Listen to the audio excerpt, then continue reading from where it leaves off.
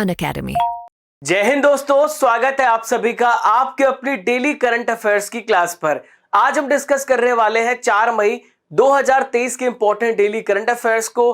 तो आइए फ्रेंड्स, बिना समय गवाए देखते हैं सबसे पहला इंपॉर्टेंट क्वेश्चन। तो पहला प्रश्न आप सभी के सामने रहा, विश्व प्रेस स्वतंत्रता दिवस ये कब मनाया जाता है? When is world press freedom day observe? तो फ्रेंड्स आपको याद रखना है, हर साल ये 3 मई को मनाया जाता है। विश्व प्रेस स्वतंत्रता दिवस कब मनाया जाता है? 3 मई को ही मनाया जाता है। अभी क्यों मनाया जाता है?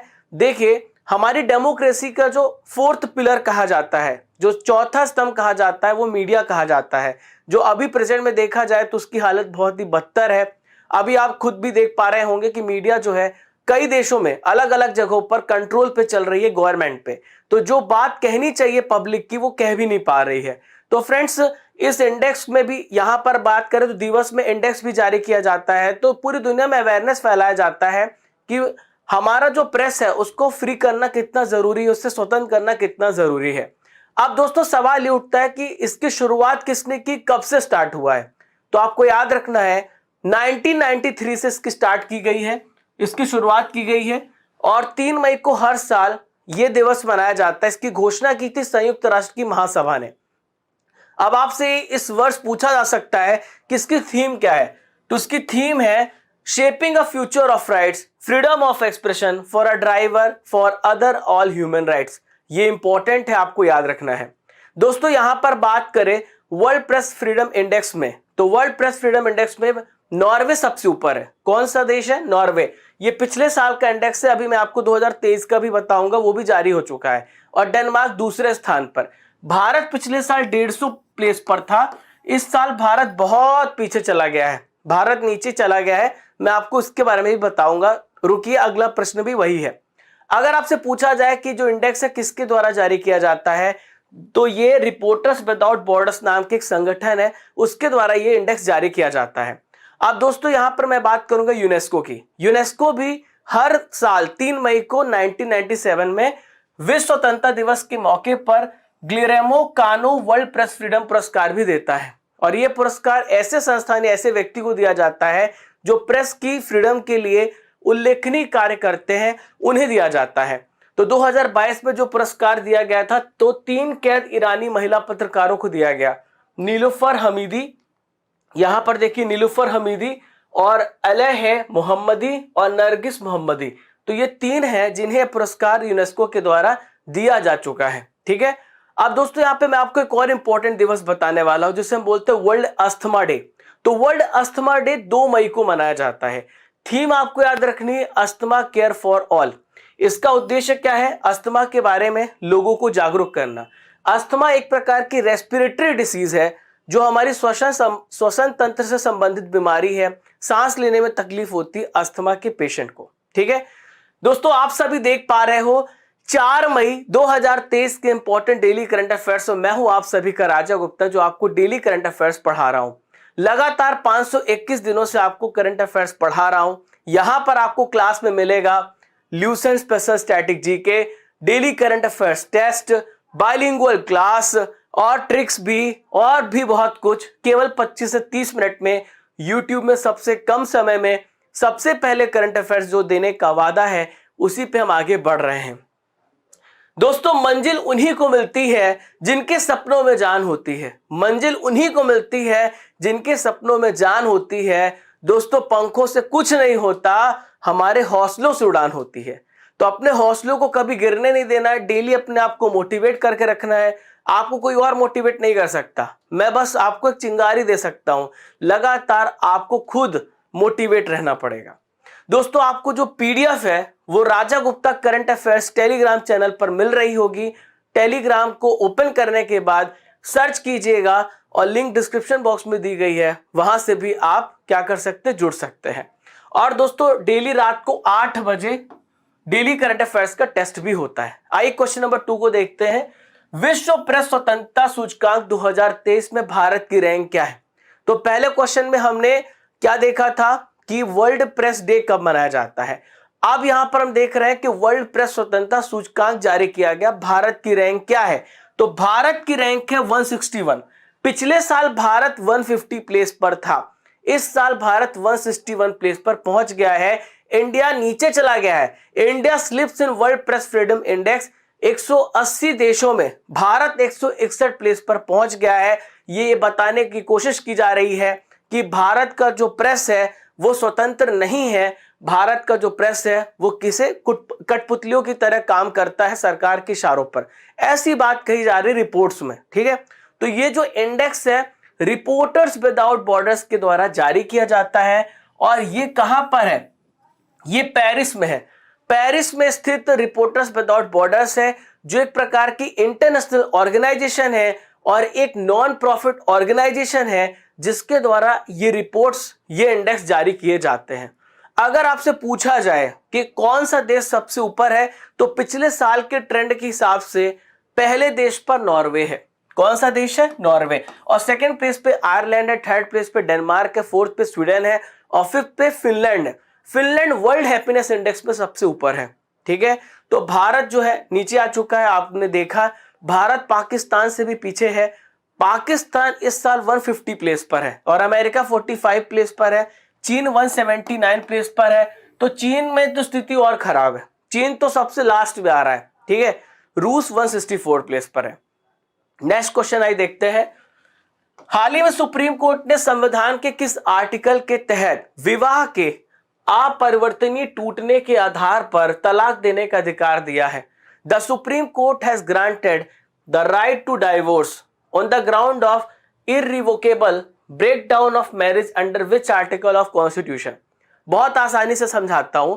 तो देखिए, आर्टिकल 142 के अनुसार सुप्रीम कोर्ट ने कहा है कि हम किसी भी पति पत्नी को तलाक दे सकते हैं अगर उनके बीच में कोई भी गुंजाइश नहीं बची है। हम ऐसा नहीं करेंगे कि हम उसको 6 महीने का मोहलत देंगे उन दोनों को।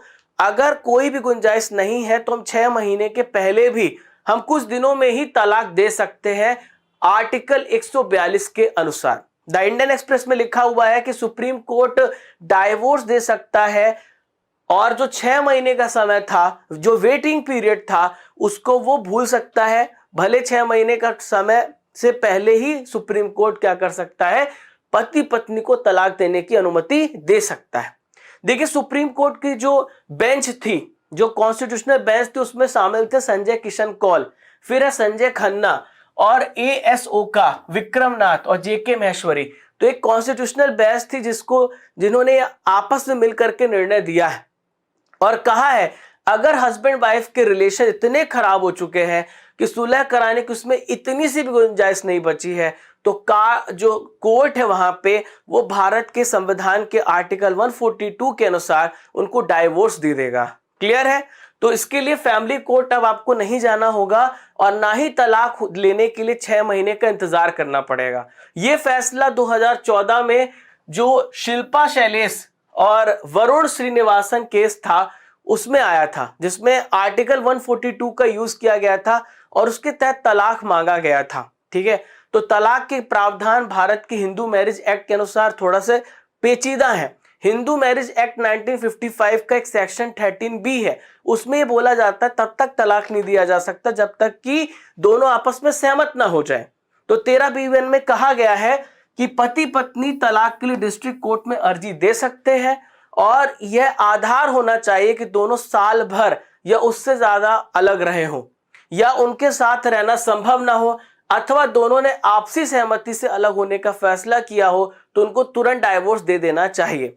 अब किन किन आधार पर तलाक हो सकते हैं? डाइवोर्स हो सकता है, डोमेस्टिक वायलेंस हो गया, मेंटल डिसऑर्डर यानी पति पागल हो गया, पत्नी पागल हो गई, या फिर जबरन धर्म परिवर्तन कराया जा रहा है, एडल्ट्री यानी जो पति या पत्नी किसी और के साथ है उसको लेप्रोसी रोग है, या फिर उसको कोई यौन रोग है, या परित्याग, किसी ने बोला कि अब मैं संन्यास ही ले लूंगा, तो इन आधारों पर तलाक मिल सकता है। क्लियर है? चलिए नेक्स्ट क्वेश्चन, दक्षिणी वायु कमान के air officer commanding in chief के रूप में किसने पदभार को संभाला है? Who has taken over the air officer commanding in chief of southern air command? तो फ्रेंड्स, इनका क्या नाम है? दक्षिणी वायुसेना के air officer commanding in chief बने हैं बालकृष्ण मणिकांतन। क्या नाम है? बालकृष्ण मणिकांतन दक्षिणी वायु कमान के air officer commanding in chief बने हैं। तो यहां पर आप देख पा रहे हैं बालकृष्ण मणिकांतन को, जिन्होंने ये पदभार दिया गया है। क्लियर है, याद रहेगा। तो दोस्तों मणिकांतन ने विभिन्न प्रकार के हेलीकॉप्टर और फिक्स्ड विमानों पर 5400 घंटे से ज्यादा उड़ान भरी है। इनको बहुत ज्यादा एक्सपीरियंस है और इस एक्सपीरियंस के तहत दक्षिणी वायु कमान जो है, जो सदर्न कमांड है, सदर्न एयर कमांड है, उसका इन्हें चीफ बनाया गया है। ठीक है, अब भारतीय वायुसेना के बारे में यहां पे जान लेते हैं। तो इमेज में आप देख पा रहे हैं वीआर चौधरी को। क्या नाम है इनका? विवेक राम चौधरी, जो भारतीय वायुसेना के प्रेसिडेंट में प्रेसिडेंट है, यानी अध्यक्ष है, जिसे चेयरमैन कह सकते हैं आप। ठीक है, ये वायुसेना अध्यक्ष है। 26 जनवरी 1950 को भारतीय वायुसेना की स्थापना हुई और हेडक्वार्टर कहां पर है? न्यू दिल्ली में है। दोस्तों आज के नॉलेज फैक्ट्री में हम यहां पर डिस्कस करेंगे ज्योग्राफिकल इंडिकेटर्स जो 2022-23 में जारी हुए हैं। ठीक है, उसे यहां पर डिस्कस करने वाले हैं।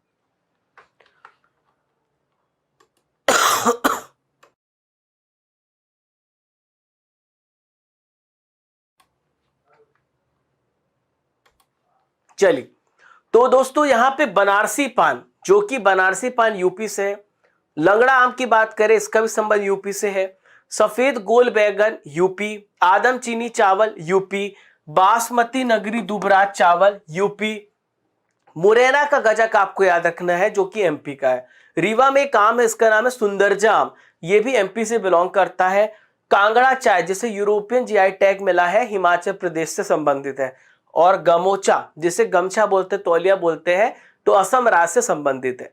तो जितने मेरे हिंदी मीडियम के भाई हैं वो यहाँ पर देख सकते हैं, भाई और बहन है, और जो इंग्लिश मीडियम के हैं वो यहाँ पे स्क्रीनशॉट ले सकते हैं। चलिए आगे बढ़ूं मैं। चलिए, तो दोस्तों आप लोगों के लिए इंपॉर्टेंट इंफॉर्मेशन, यहां पर अनअकैडमी में फ्री क्लासेस चल रही हैं। डेली मैं आपको फ्री पढ़ा रहा हूं, टॉपिक वाइज पढ़ा रहा हूं। तो ये जो क्लासेस हैं आपकी एप्लीकेशन पे चलेंगे अनअकैडमी, जहां पर आपकी रैंक पता चलेगी, आपने कितने सेकंड में क्वेश्चन सॉल्व किया, आप लाइव मेरे से बात कर सकते हो। तो मैंने कमेंट बॉक्स पे वो लिंक दे रखी है और डिस्क्रिप्शन बॉक्स में भी, उससे क्लिक करना तो डायरेक्ट आप क्लास ज्वाइन हो जाओगे। ठीक है, रात को 10 बजे क्लास चलेगी। केंद्र सरकार ने विवाद से विश्वास वन एमएसएमई को राहत योजना लॉन्च की है। यह किस मंत्रालय से रिलेटेड है? The central government has launch Vishwas one scheme to provide relief to MSME from the controversy. It is related to which ministry? तो फ्रेंड्स, हाल ही में वित्त मंत्रालय ने, भारत के फाइनेंस मिनिस्ट्री ने क्या किया है? विवाद से विश्वास वन इस स्कीम को लॉन्च किया है। ये एमएसएमई जो सेक्टर के लोग हैं, एमएसएमई से जो जुड़े लोग हैं, उन एंटरप्रेन्योर्स को बहुत राहत देगा, बहुत टैक्सेशन में राहत देगा, जो कोविड 19 के दौरान प्रताड़ित हुए। आप सभी को पता है कोविड 19 के दौरान उनका जो बिजनेस था पूरी तरीके से फ्लॉप हुआ है। तो एक प्रकार से क्या किया जाएगा, उनके ऊपर जो विवाद उठा था, उन्होंने टैक्स नहीं पे किया, उनके ऊपर बहुत सारे लिटिगेशन लगाए गए, बहुत सारे क्वेश्चंस किए गए, तो उनके ऊपर क्या किया जाएगा, उनको राहत मिलने वाली है। तो वित्त मंत्रालय ने, व्यय विभाग ने, वित्त मंत्रालय का जो व्यय विभाग है, जो एक्सपेंडिचर डिपार्टमेंट है, उसने डिसाइड किया कि सूक्ष्म लघु और मध्यम उद्यम, जिसे हम बोलते हैं, क्या बोलते हैं, micro small and medium enterprises, तो ऐसे जो इंडस्ट्री से जुड़े एंटरप्रेन्योर्स है, लगे हुए लोग हैं, कोविड 19 के दौरान उनको राहत प्रदान की जाएगी। इसके लिए विवाद से विश्वास फर्स्ट एमएसएमई योजना स्टार्ट की है। और दोस्तों इसकी घोषणा पहले से हमारे भारत के जो वित्त मंत्री हैं निर्मला सीतारमण, इन्होंने अपने केंद्रीय बजट में इस योजना की घोषणा कर दी थी कि हम इस प्रकार से राहत देंगे। हम क्या करेंगे, जो वसूल की गई जोखिम खरीद राशि है 95% हम वापस कर देंगे, हम उनके पैसे को वापस कर देंगे। बोली सुरक्षा का 95% हम क्या कर देंगे, वापस कर देंगे, क्योंकि कोविड 19 के दौरान उन्हें बहुत ज्यादा इफेक्ट हुए बिजनेस। अब दोस्तों यहां पर हम केंद्र सरकार की कुछ इंपॉर्टेंट योजनाओं को डिस्कस करेंगे जो आपसे पूछी जा सकती हैं। प्रधानमंत्री जनधन योजना, जिसके तहत हर व्यक्ति, हर नागरिक का बैंक अकाउंट खुलना चाहिए, फाइनेंशियल इंक्लूजन होना चाहिए, 2014-28 अगस्त को स्टार्ट किया गया। मेक इन इंडिया के तहत भारत को मैन्युफैक्चरिंग हब बनाना था, 25 सितंबर 2014 को स्टार्ट किया गया। प्रधानमंत्री आवास योजना के तहत पक्के मकान देना था, 25 जून 2015 को स्टार्ट किया गया। उड़ान योजना के तहत भारतीय नागरिकों को सस्ती रियायत दरों में उड़ान भरने का मौका मिलना था, तो 27 अप्रैल 2017 को स्टार्ट किया गया। नेक्स्ट है सैंटियागो पेना हाल ही में किस देश के राष्ट्रपति बने? सैंटियागो पेना has become the president of which country? तो सैंटियागो पेना देखिए ये पैराग्वे के राष्ट्रपति बने। किसके राष्ट्रपति बने हैं? पैराग्वे के राष्ट्रपति बने हैं सैंटियागो पेना। ठीक है, यहां पर देखिए सैंटियागो पेना बने पैराग्वे के न्यू प्रेसिडेंट। यहां पर आपको याद रखना है कि इनका संबंध किस पार्टी से है? तो इनका संबंध कोलोराडो पार्टी। क्या नाम है? कोलोराडो पार्टी नाम है। और देखा जाए तो ये जो राष्ट्रपति हैं ये अच्छे इकोनॉमिस्ट हैं, अर्थशास्त्री हैं। ठीक है, और पैराग्वे अभी की बात करें तो पैराग्वे में स्थिति बहुत ही खराब चल रही है। पैराग्वे बहुत बुरी तरीके से वहां पर गरीबी है और बहुत भ्रष्टाचार फैला हुआ, बहुत करप्शन फैला हुआ है। तो अभी स्थिति पैराग्वे में नाजुक है। उस समय ये देश के राष्ट्रपति बने हैं। अब आपके दिमाग में सवाल उठ रहा है सर पैराग्वे कहां पर है? तो पैराग्वे साउथ अमेरिका में है। पैराग्वे कहां पर है? दक्षिण अमेरिका महाद्वीप में है। और यहां पर आप पैराग्वे देख पा रहे हैं, ये लोकेशन है साउथ अमेरिका पे। यहां पर देखिए ब्राजील और ये है पैराग्वे, नीचे अर्जेंटीना। तो पैराग्वे की जो बाउंड्री है वो किससे लगती है? अर्जेंटीना से लगती है, और दूसरा ब्राजील से लगती है, और बोलीविया से लगती है। तो 3 देशों से घिरा हुआ है पैराग्वे। क्लियर है? एक लैंडलॉक कंट्री है। अगर आपसे इससे पूछे जाए कैपिटल क्या है पैराग्वे की, तो इसकी कैपिटल है असुंसियान। क्या है? असुंसियान। और यहां पे पैराग्वे नदी भी है, याद रखना है। नेक्स्ट क्वेश्चन, हाल ही में किस राज्य में पिछड़ा वर्ग सर्वेक्षण शुरू हुआ है? इन विच स्टेट बैकवर्ड क्लास सर्वे है स्टार्टेड? तो फ्रेंड्स बैकवर्ड क्लास का जो सर्वे है वो उड़ीसा राज्य में स्टार्ट किया गया है। आपको याद होगा करंट अफेयर्स में मैंने बताया था कि बैकवर्ड क्लास सर्वे सबसे पहले बिहार राज्य ने किया था। अब दूसरा जो सर्वे कर रहा है वो उड़ीसा राज्य कर रहा है। तो ओबीसी सर्वे उड़ीसा में शुरू हुआ, ओबीसी सर्वेक्षण। बिहार के बाद ऐसा काम करने वाला भारत का दूसरा स्टेट कौन सा है? वो है उड़ीसा। क्लियर है? तो उड़ीसा राज्य पिछड़ा वर्ग आयोग के द्वारा ऑनलाइन और ऑफलाइन दोनों मोड में क्या किया जा रहा है? सर्वे किया जा रहा है। राज्य के सभी ब्लॉकों पर, राज्य के सभी स्थानीय निकायों पर यह सर्वेक्षण किया जा रहा है कि ओबीसी कितने हैं। अब बात कर लेते हैं राष्ट्रीय पिछड़ा वर्ग आयोग के। तो देखिए कॉन्स्टिट्यूशनल स्टेटस पहले नहीं दिया गया था, 2018 में इसे कॉन्स्टिट्यूशनल स्टेटस मिला है और 102 संविधान संशोधन करना पड़ा, जिसके तहत national commission for backward class को लाया गया। ठीक है, अब इसमें किसे लाया जाता है और कौन आते हैं? तो जो सोशल रूप से और जो एजुकेशनल रूप से पिछड़ गए हैं तो उनको इसमें शामिल किया जाता है। और national commission for backward class सुझाव देता है, सजेशन देता है। राष्ट्रीय पिछड़ा वर्ग आयोग के हाल ही में अध्यक्ष बने हैं हंसराज गंगाराम अहिर। नेक्स्ट क्वेश्चन, अप्रैल 2023 के कितना जीएसटी राजस्व संग्रह इकट्ठा हुआ है? What is the GST revenue collected for अप्रैल 2023? तो फ्रेंड्स मैं आपको बता दूं अब तक का सबसे हाईएस्ट है 1.87 लाख करोड़ रुपीस। इतना ज्यादा जीएसटी कलेक्ट किया गया है, गुड सर्विस टैक्स कलेक्ट किया गया है, जो अपने आप में रिकॉर्ड है, एक उच्चतम स्तर है, अब तक का सबसे ज्यादा है। ठीक है, तो अप्रैल 2023 के महीने का जो राजस्व है पिछले साल की तुलना करें तो इसी महीने जो जीएसटी हमने कलेक्शन किया था 12% अधिक है। और पहली बार जीएसटी संग्रह 1.75 लाख करोड़ रुपए के आंकड़े को भी ऊपर चला गया है। यहां पर आप ग्राफ में देख सकते हैं, पिछले साल 2022 का आंकड़ा है जहां पर 1,67,540 करोड़ रुपए था और इस साल ये हाईएस्ट है। ठीक है, तो ये क्वेश्चन आपसे पूछा जा सकता है। अब जीएसटी से रिलेटेड बहुत सारे प्रश्न जो आपसे पूछे जा सकते हैं। तो कौन सा पहला देश था जिसने जीएसटी लागू किया? तो वो फ्रांस था। ठीक है, अगर आपसे पूछा जाए कि भारत में जो जीएसटी लागू है वो किस देश के मॉडल पर बेस्ड है? तो वो है कनाडा। ठीक है, नेक्स्ट क्वेश्चन, अगर आपसे पूछा जाए कि भारत में जीएसटी को लाने के लिए सिफारिश किसने दी थी? तो इसका नाम है विजय केलकर कमेटी। नेक्स्ट है, भारत में जीएसटी लागू कब हुआ है? 1 जुलाई 2017 को। ओके, अगर आपसे पूछा जाए भारत का कौन सा स्टेट है जिसने जीएसटी को लागू किया? तो ये असम है। जीएसटी को किस आर्टिकल के तहत लागू किया गया? आर्टिकल 279 के तहत, और इसके लिए हमें 122 संवैधानिक संशोधन बिल लाना पड़ा था। जीएसटी 5 प्रकार का होता है जिसमें 0% टैक्स लगता है, एक में 5% लगता है, एक में 12% लगता है, 18% और 28%। नेक्स्ट क्वेश्चन, किस देश के मतदाताओं ने जनमत संग्रह में संवैधानिक बदलाव को मंजूरी दे दी है? Which country voter have approved a constitutional change in the referendum? तो फ्रेंड्स, उज्बेकिस्तान, अभी मैंने आपको बताया था भारतीय चुनाव आयोग को आमंत्रित किया गया था कि आप आइए देखिए हम जनमत संग्रह कर रहे हैं, और अब उज्बेकिस्तान में बहुत बड़ा चेंज आया है। कौन कौन सा चेंज आया है मैं आपको बताता हूं। ये उज्बेकिस्तान के राष्ट्रपति, क्या नाम है इनका? इनका नाम है शवकत मिर्जियोयेव। क्या नाम है? Shavkat Mirziyoyev. तो उज्बेकिस्तान के जो प्रेसिडेंट हैं, इन्होंने कॉन्स्टिट्यूशन में बहुत सारे चेंज कर दिए हैं। अब देखिए एक एक करके मैं आपको चेंज बताता हूं। सबसे पहला, 2040 तक ये प्रेसिडेंट रहेंगे, कोई छू नहीं सकता इनको, है ना। तो 2040 तक ये प्रेसिडेंट रहेंगे। दूसरा चेंज जो लाया है, पहले राष्ट्रपति का टर्म 5 साल का होता था, अब 7 साल तक ये राष्ट्रपति बने रहेंगे। क्लियर है?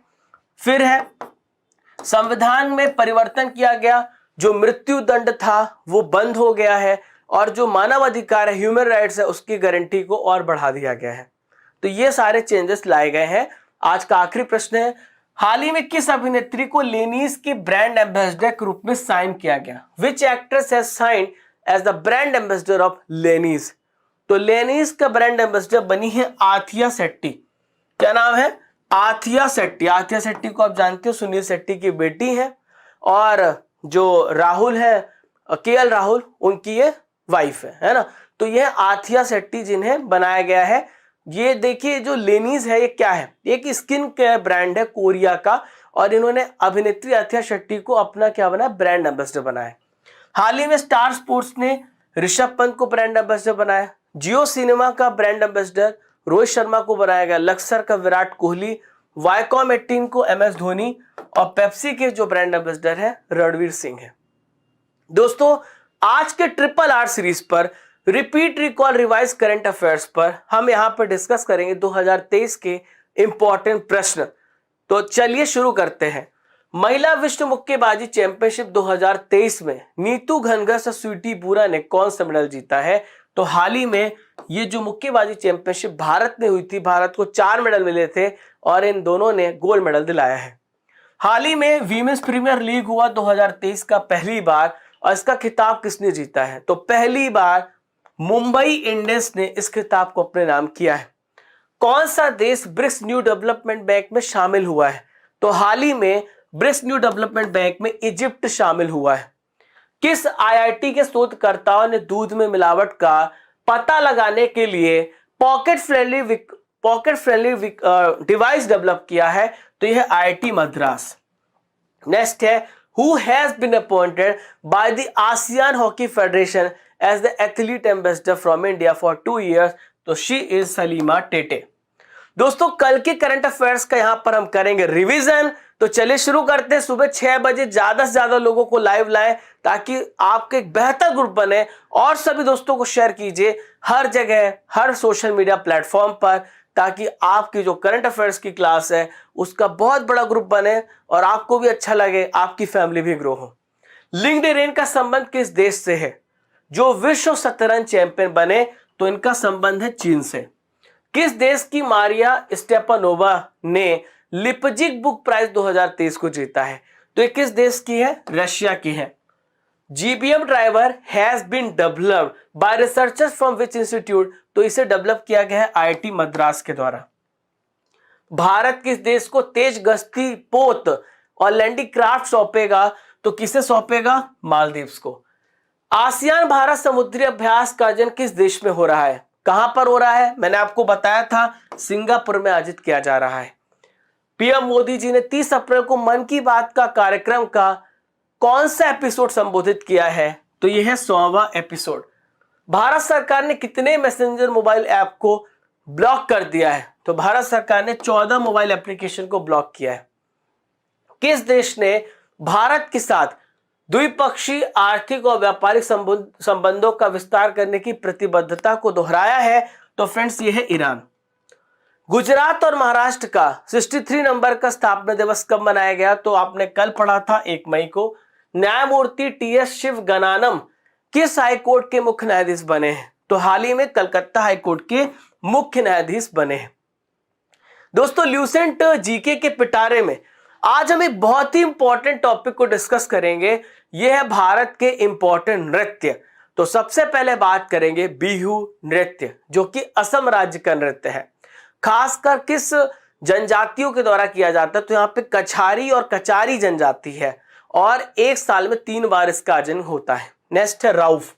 राउफ की बात करें तो भारत में सबसे ज्यादा जो ठंडी होती है उफ कहां पे होती है? जम्मू कश्मीर में होती है ना। ऐसे तो आप याद हो जाएगा आपको। और यहां पर आपको क्या देखने को मिलता है, जो वहां की वीमेंस होती हैं, जो वहां की स्त्रियां होती हैं, 2 पंक्ति में खड़ी हो जाती है आमने सामने एक दूसरे के, और एक दूसरे के गले में हाथ डाल लेती हैं, जैसे आप देख पा रहे हो, और ये नाचती हैं, नृत्य करती हैं।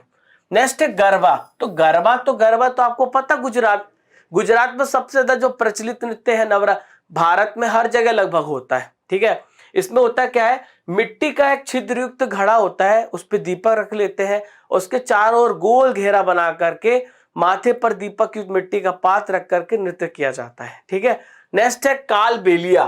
तो कालबेलिया जो है राजस्थान में है कालबेलिया सपेरा जनजाति।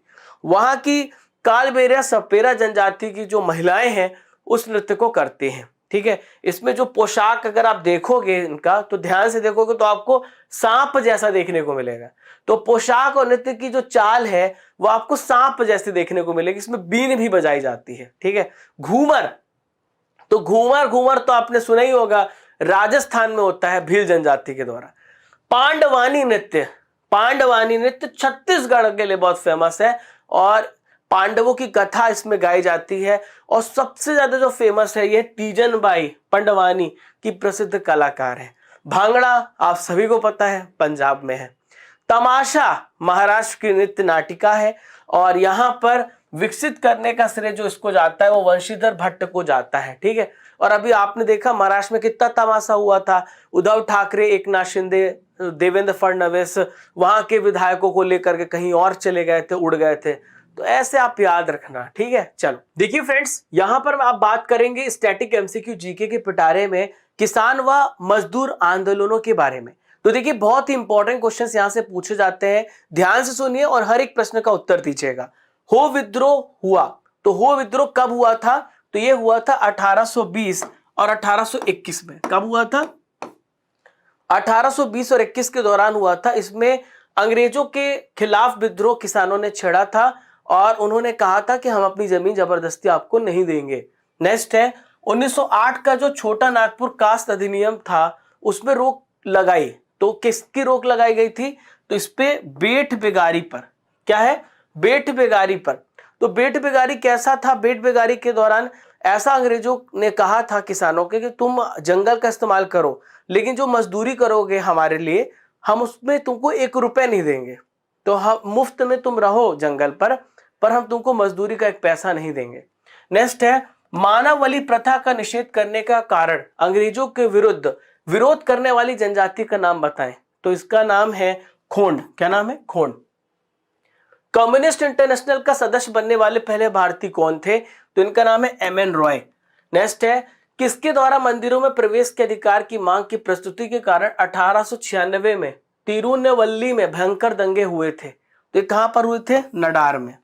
महाराष्ट्र में रमोसी कृषक जत्था किसने स्थापित किया था? तो इस जत्थे को स्थापित किया था वासुदेव बलवंत फड़के ने। अवध के एका आंदोलन का उद्देश्य क्या था? तो अवध के एका आंदोलन का उद्देश्य था सरकार को लगान देना बंद करना। छोटा नागपुर जनजाति विद्रोह कब हुआ था? तो यह कब हुआ था? 1820 में हुआ था।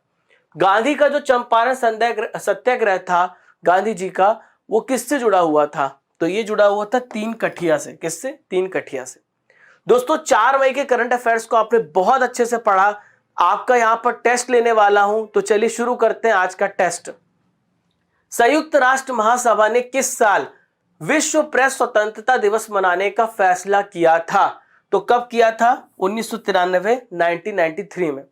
विश्व अस्थमा दिवस कब मनाया जाता है? तो हर साल अस्थमा दिवस मनाया जाता है 2 मई को। विश्व स्वतंत्रता सूचकांक में पहला स्थान किस देश का है? तो विश्व प्रेस स्वतंत्रता सूचकांक में सबसे पहला स्थान नॉर्वे का है। हिंदू मैरिज एक्ट किस वर्ष से संबंधित है? तो 1955 से। विवेक राम चौधरी किस सेना के अध्यक्ष है? तो विवेक राम चौधरी का संबंध है वायुसेना से। पीएम श्री योजना को किस वर्ष लॉन्च किया गया था? तो इसे 2022 में लॉन्च किया गया। मुरैना की जो गजक है किस राज्य से रिलेटेड है जिसे जीआई टैग दिया गया? तो मध्य प्रदेश राज्य से संबंधित है। पैराग्वे किस कॉन्टिनेंट में आता है? तो आपको मैंने बताया है ये साउथ अमेरिका में आता है।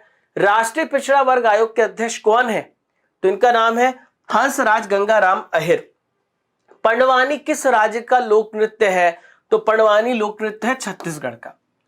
दोस्तों कल की जो इमेज हमने देखी थी वो थी जेफ बेजोस की। सुमित कुमार ने इनके बारे में 5 लाइनें लिखी हैं और जेएन मौर्य ने भी लिखी हैं, आप यहां पर देख सकते हैं। आज की पहचानो कौन सीरीज में आपको बताना है ये इमेज किस महान व्यक्ति की है और इनके बारे में 5 लाइनें लिखनी है। विश्व प्रेस स्वतंत्रता सूचकांक 2023 में भारत की रैंक क्या है? आपको इसका उत्तर कमेंट बॉक्स पे देना है।